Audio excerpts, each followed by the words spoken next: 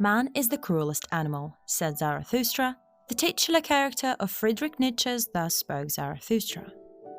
If you know what you're doing is wrong, but you do not stop, you see through the end, probably because the consequences it holds for you are favorable. Are you a bad person? In the 1950s, a young psychologist named Lawrence Kohlberg proposed a seminal theory of moral development. He identified universal stages of moral development, and he also detailed how social dilemmas could effectively tell which stage a person is in. This social dilemma was known as the Heinz Dilemma. Let's take a look at that. A woman was on her deathbed. There was one drug that the doctors thought might save her. It was a form of radium that a druggist in the same town had recently discovered. The drug was expensive to make, but the druggist was charging 10 times what the drug cost him to produce. He paid $200 for the radium and charged $2,000 for a small dose of the drug. The sick woman's husband, Heinz, went to everyone he knew to borrow the money, but he could only get together about $1,000, which is half of what it cost. He told the druggist that his wife was dying and asked him to sell it cheaper or let him pay later. But the druggist said, "No, I discovered the drug and I'm going to make money from it." So Heinz got desperate and broke into the man's laboratory to steal the drug for his wife. Should Heinz have broken into the laboratory to steal the drug for his wife? Why? Or why not? What do you think? Tell us down in the comments. This dilemma, or at least the essence of this dilemma, is not really a new thing. Over the years, we have asked ourselves many questions. What is right and what is wrong? What is mercy and what is cruelty? What if my actions now give me pleasure, but the same actions cause suffering in others, even if it's for a noble cause? Am I really a good person if I cause others suffering? This uncertainty is one that fuels the ever-burning fire under Zarathustra's claim that man is the cruelest animal. We live in systems where poverty is a certainty, where inequality is a certainty.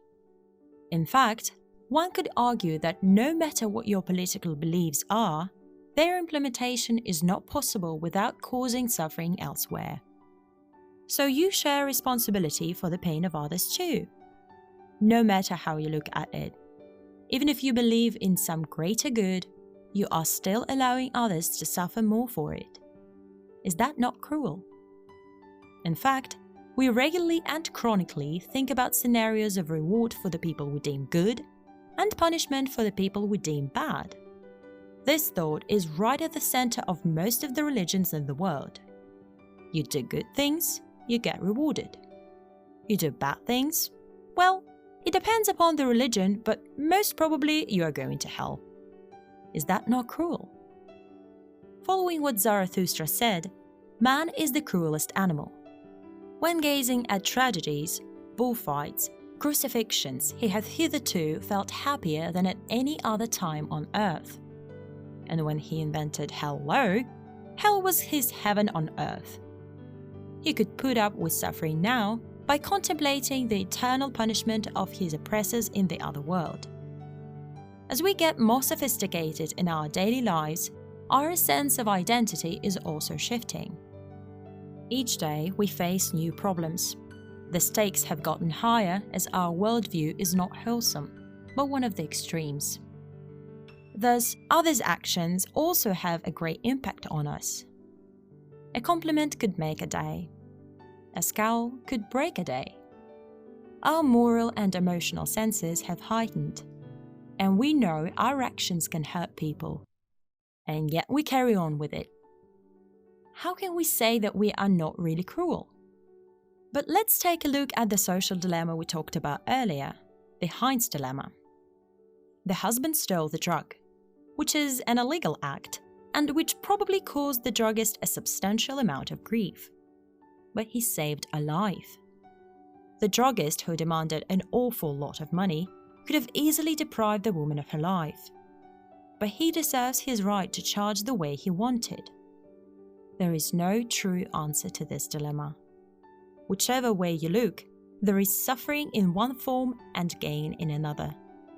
Each person in the story has a different story. Each has its own motivations. Perhaps cruelty is something that comes with the territory of life. It could indeed be the case that cruelty is also an undeniable part of life. But this is not a comforting thought. People do bad things, and they do so having at least some idea of the consequences. Think about it. A parent neglecting their child usually has some idea that they might be neglecting their child. Two people in love might get into pointless fights, all the while knowing how bad it makes the other person feel. People do all sorts of bad things. The thing which makes them the cruelest of all animals is probably the reason why they have been able to change everything. Humans are self-conscious. At least most of them. So it might undoubtedly be the case that we humans are the cruelest creatures on the planet.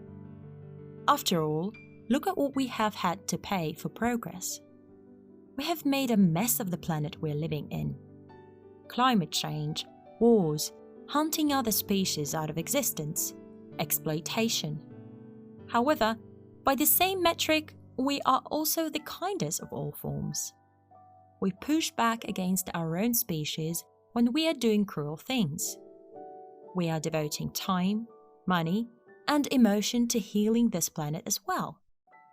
We protest against inequality and war, exploitation, and many other cruel things that we started.